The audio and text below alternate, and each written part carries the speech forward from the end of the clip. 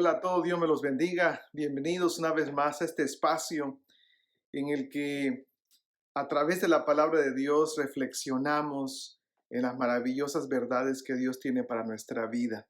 La siempre buena, agradable y perfecta palabra de Dios.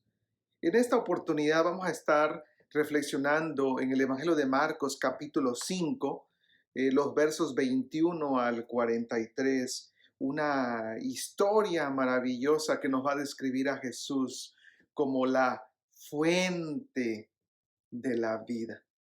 Déjeme comenzar en esta oportunidad haciendo una pregunta. ¿Sabe usted cuál es el libro más vendido y traducido en la historia de la humanidad? Y créalo o no, es la Biblia. 553 lenguajes. Se ha traducido a 553 lenguajes en el mundo. Se han vendido casi 4.000 millones de copias y se seguirán vendiendo. Ahora, no cabe la menor duda que la Biblia es el libro más vendido en la historia de la humanidad y siempre será así. Pero déjeme hacerle entonces una pregunta un poco más contemporánea. ¿Sabe usted cuál es el segundo libro más vendido y traducido hasta hoy en la historia de la humanidad? Además de la Biblia. Créalo o no, es el libro Una vida con propósito. Más de 40 millones de copias se han vendido. Más de 40 millones de copias. De hecho, este libro que fue escrito por Rick Warren, en el 2007, solo 2007, se vendieron más de 30 millones de copias. Ha estado en la lista de los libros más vendidos por semanas, más de 90 semanas.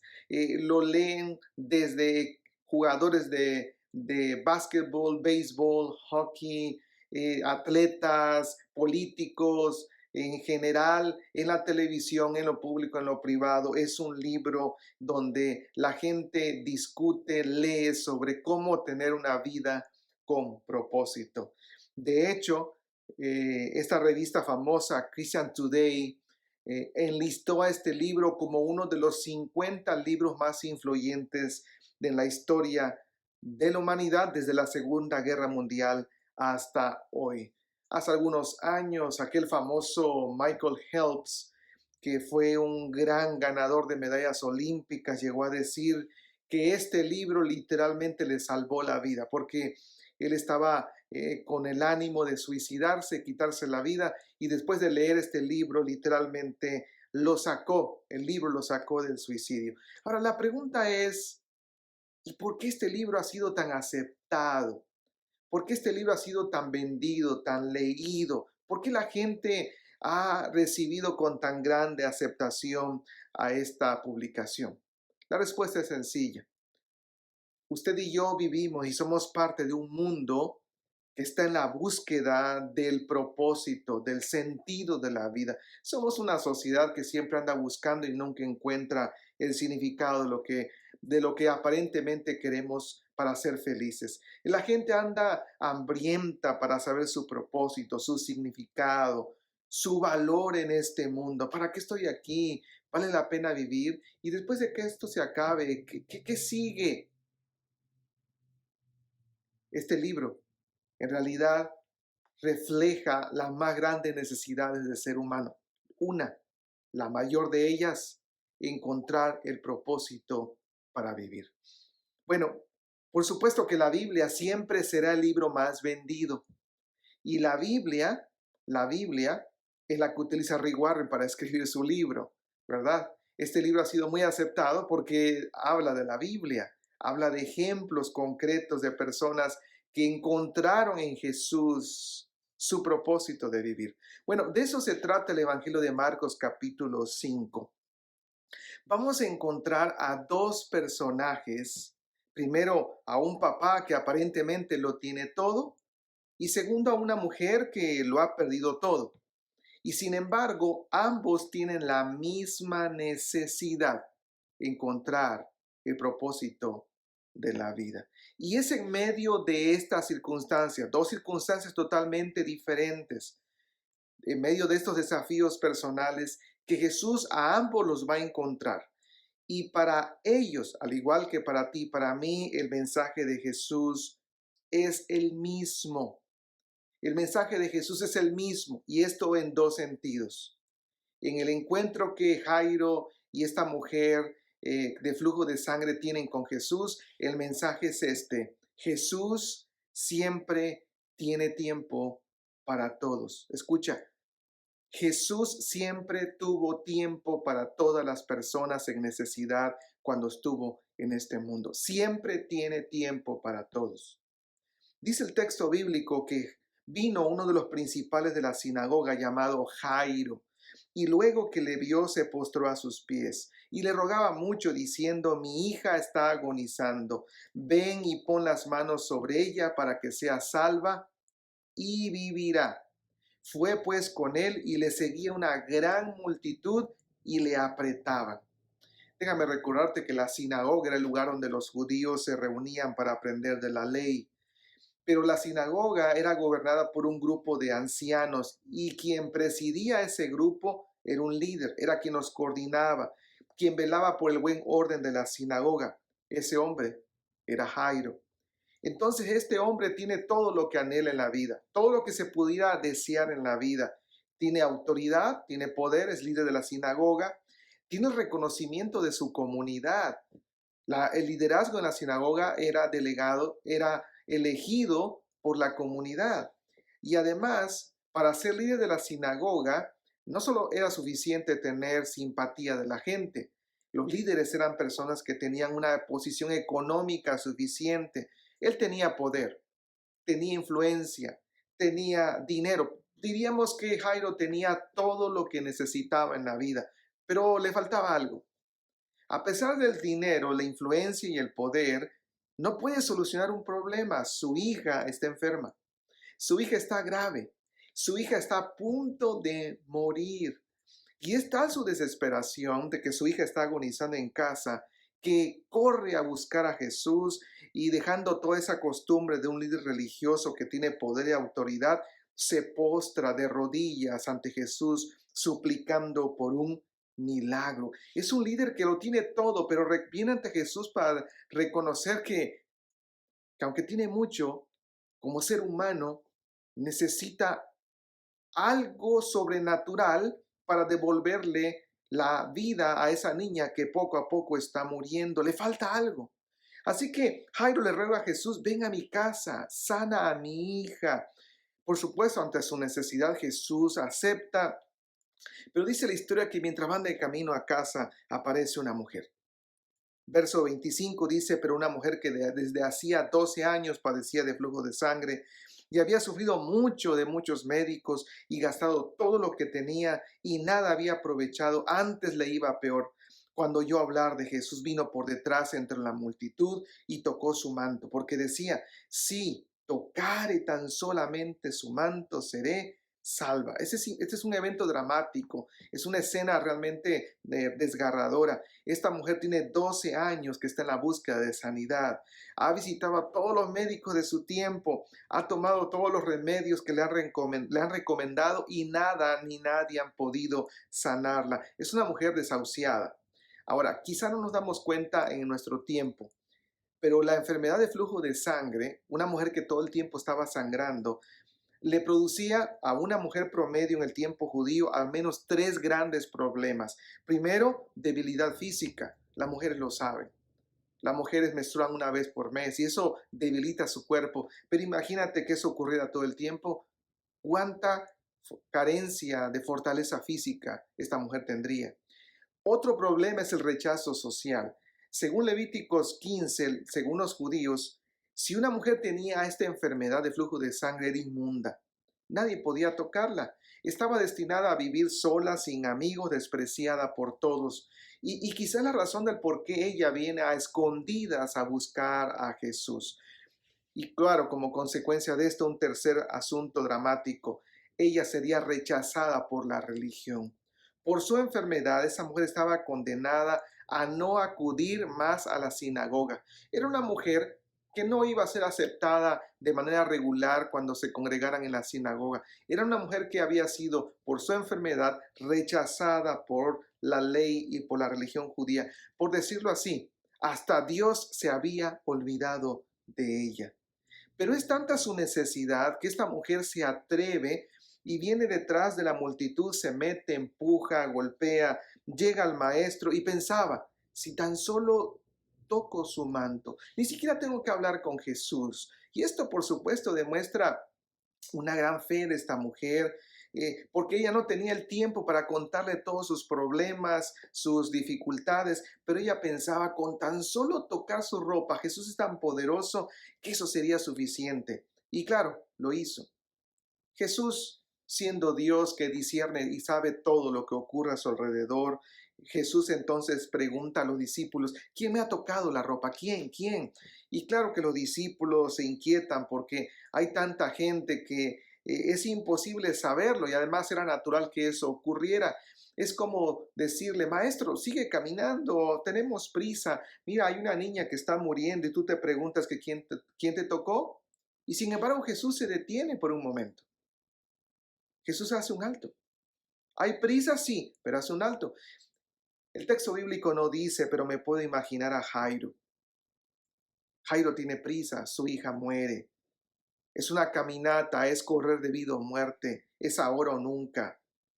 Quizá en el interior Jairo pudo haber dicho, Señor, ¿qué estás buscando? Apresúrate. ¿Qué importa si te tocaron o te empujaron? Mi hija se muere. No hay tiempo que perder. Mi hija te necesita. Y sin embargo, el verso 32 de este capítulo dice que Jesús seguía mirando a su alrededor. Él seguía mirando, no importando lo que los discípulos habían dicho. Él seguía mirando. ¿Quién me tocó? Si hay prisa. Por supuesto, alguien está muriendo. Pero también esta mujer está muriendo, está sufriendo.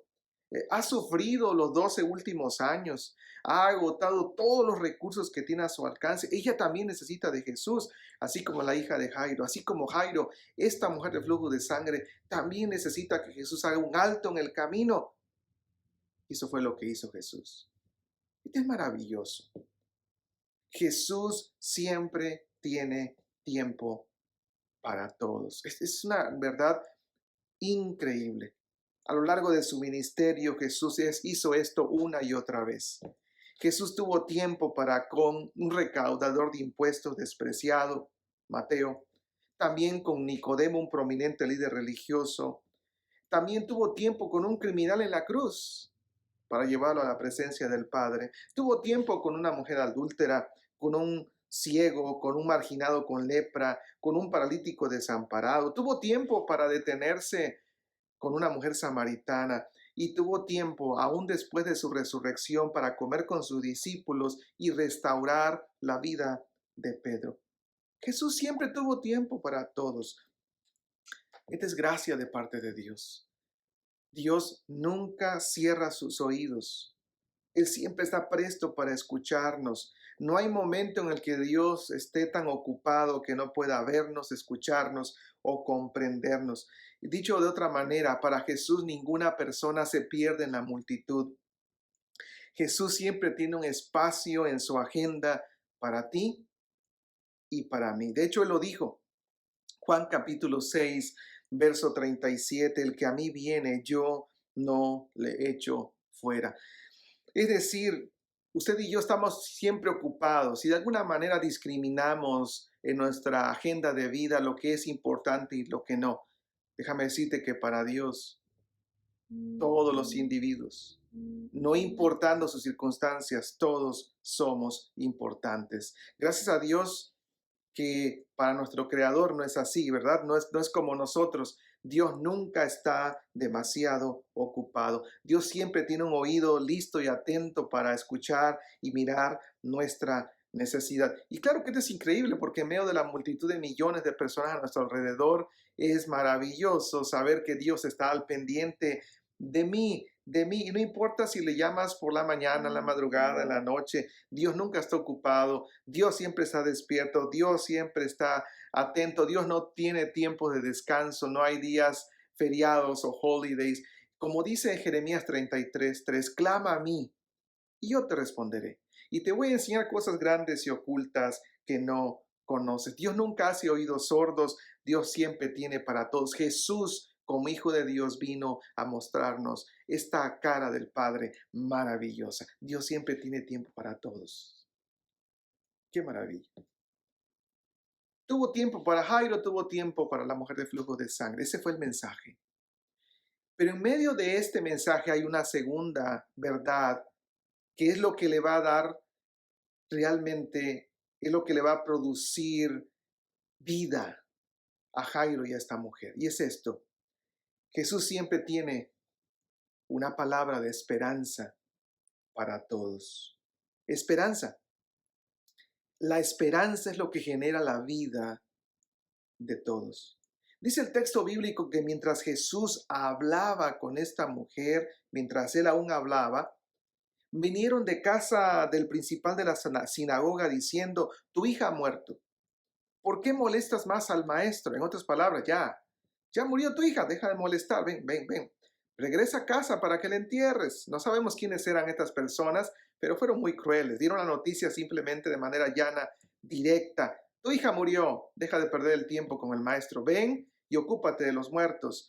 Pero dice el verso 36 que Jesús, luego que oyó lo que se decía, dijo el principal de la sinagoga: no temas, cree solamente. Wow. Para los mensajeros, no sabemos si eran parientes o amigos, ya no hay la más remota posibilidad de que Jesús pudiera hacer algo por la hija de Jairo. Jesús podía hacer algo, según estos mensajeros, cuando la niña vivía, pero ya que murió, ni siquiera Jesús puede hacer algo u obrar un bien por la vida de esta pequeña. Sí hubo esperanza y por eso Jairo vino corriendo, pero cuando la niña estaba enferma y mientras Jesús estaba en el camino, pero esa conversación de Jesús con la enferma mujer de sangre, la mujer de flujo de sangre, fue una demora y entonces la esperanza sencillamente murió. Murió la esperanza. Pero por supuesto que sabemos que no es así. A veces la gente dice que la esperanza muere al último. En la Biblia se asevera todo lo contrario. Es la esperanza en Jesús la que nos sostiene todo el tiempo. Y es aquí precisamente la más profunda necesidad que Jesús le va a pedir algo a Jairo. Cree, cree. No se observa en la Reina Valera 60 en español ni en otras versiones y tampoco en inglés, pero cree es un imperativo. Cree es un verbo en presente, ahora. Este es el desafío. Es verdad, Jesús no niega que la niña está muerta, lo está. Pero dice Jesús: yo voy a ir a tu casa a revivirla. Pero Jairo, ¿tú crees que puedo hacer eso? Ese es el desafío para Jairo. Él bien pudo haber dicho: bueno, Señor, mi hija ha muerto, no perdamos más el tiempo, los mensajeros, quizá los sirvientes tienen razón, mejor debo regresar a enterrarla, tú tienes otras cosas que hacer. Mira, sigue hablando con la mujer de flujo de sangre, olvidemos del asunto, ya no hay esperanza. Pero no, aunque Jairo no dice nada, la acción misma de ir con Jesús de regreso a casa describe que en verdad él tuvo la fe para creer que Jesús podía hacer algo por su hija que había muerto. La esperanza no había muerto, la esperanza iba con Jairo, Jesús mismo, para hacer el milagro y dar la vida que la niña necesitaba. Y por supuesto la historia dice que el milagro ocurrió. Y vino a casa del principal de la sinagoga y vio el alboroto y a los que lloraban y lamentaban mucho. Y entrando les dijo: ¿por qué alborotáis y lloráis? La niña no está muerta, sino duerme. Y se burlaban de él. Mas él, echando fuera a todos, tomó al padre y a la madre de la niña, a los que estaban con él, y entró donde estaba la niña. Y en aquel tiempo era normal que en un funeral se contrataran lo que se llamaban endechadoras o plañideras. Eran lloradoras profesionales que ambientaban el funeral. Si de por sí un funeral es algo triste, los judíos acostumbraban, como parte de sus creencias, que mujeres profesionales lloraran durante el funeral para que fuera más dramático y entonces de alguna manera se percibiera que en verdad había ocurrido una mala noticia en esa familia. Bueno, ya que Jairo era el líder de la sinagoga, seguramente que Jairo pudo haber contratado a las mejores lloradoras del pueblo. Muchas lloradoras. Todo estaba listo para que el funeral fuera un drama. Así que había llantos, gemidos, quejidos, alaridos. Había un muerto en casa. Esa es la idea. La esperanza no está más aquí. Alguien murió.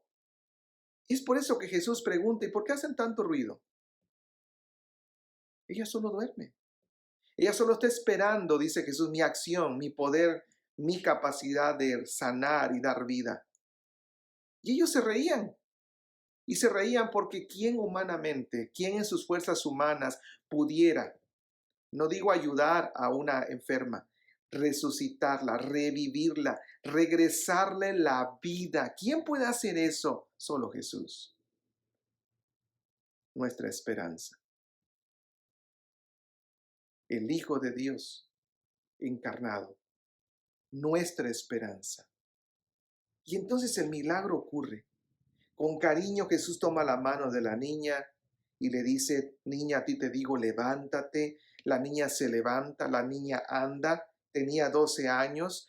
No se observa en español ni en inglés, pero esta expresión andaba da la idea que la niña se levanta y no simplemente da pasitos pequeños como para gatear. La niña tenía 12 años, el Evangelio lo declara. La niña comienza a andar, a brincar, mover sus extremidades, está viva, en verdad está viva. Y claro, se espantaron todas las personas. Por supuesto, grandemente. A uno que otro si tenía problemas con el corazón, casi le da un infarto, ¿verdad?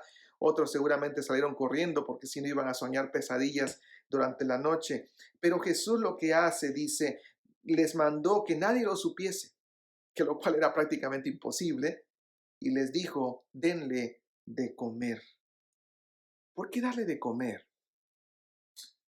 Bueno, darle de comer, la comida, representa, creo que uno de los más placenteros goces en la vida humana, comer. Es lo que más hacemos en la vida, aparte de respirar, comer. Es lo que le da sabor a la vida, lo que comemos. Cuando alguien está comiendo, cuando un enfermo está comiendo, es una buena señal. La vida está regresando. Jesús dice, está viva. Es tiempo no de llorar, es tiempo de celebrar. Denle de comer. ¿Cuál es el platillo preferido de la niña? Denle ese platillo, que disfrute. Ella está experimentando la vida que solo viene de Jesús. Así como le dijo a la mujer de flujo de sangre, vete, tu fe te ha salvado. Es decir, regresa a tu vida ya sin esa enfermedad, regresa con los tuyos, inclusive regresa a tu sinagoga, regresa a tu religión, regresa a tu vida, a tu comunidad, para que encuentres el significado de la vida ya con la esperanza de Jesús. Lo mismo le va a decir a la niña y a Jairo, que regresa a su vida cotidiana. Es una niña que siga jugando como niña, que coma como niña, que disfrute como niña, porque ha encontrado esta niña, Jairo, su familia y la mujer de flujo de sangre, la esperanza para vivir. Y esa esperanza se llama Jesús. La misma esperanza que encontró Mateo, la misma esperanza que encontró la mujer adúltera, la misma esperanza que Andrés y Simón hallaron cuando estaban remendando sus redes. Cristo es nuestra esperanza. El mensaje de Dios para ti y para mí el día de hoy es este. No sé cuál sea tu circunstancia o por qué problema estés pasando en tu vida. Pero el mensaje de parte de Dios es que Él no se ha olvidado de ti. Dios no ha hecho oídos sordos a tu problema o tu necesidad.